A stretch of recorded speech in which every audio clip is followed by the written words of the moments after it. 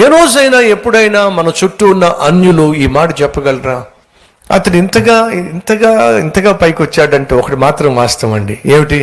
అతడు సేవిస్తున్న దేవుడు అతనికి తోడుగా ఉన్నాడండి. దేవుడు అతనికి తోడుగా ఉన్నాడు కాబట్టేనండి ఈ విధంగా సాధ్యమైంది, లేకపోతే కాదండి.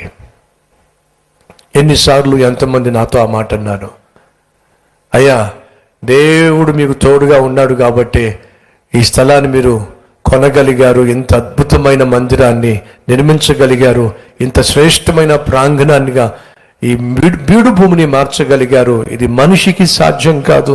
52 రోజుల్లో ఇంత అద్భుతమైన మందిరం కట్టడం దేవుడు తోడుగా ఉంటే తప్ప.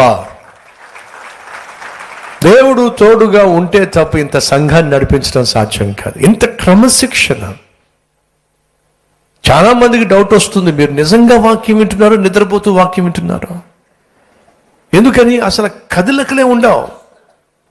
అంత శ్రద్ధగా ఎక్కడ కనిపిస్తుందో చెప్పండి దృశ్యం. 50 మంది ఉన్న సంఘంలోనే 2-3 లేస్తూ ఉంటారు, వెళ్తూ ఉంటారు. 100 మంది ఉన్న సంఘంలోనే కదలికలు అస్తమానం టైం చూసుకోవడాలు.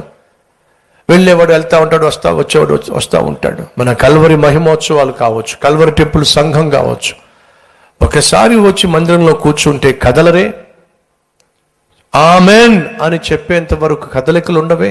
ఎందుకని?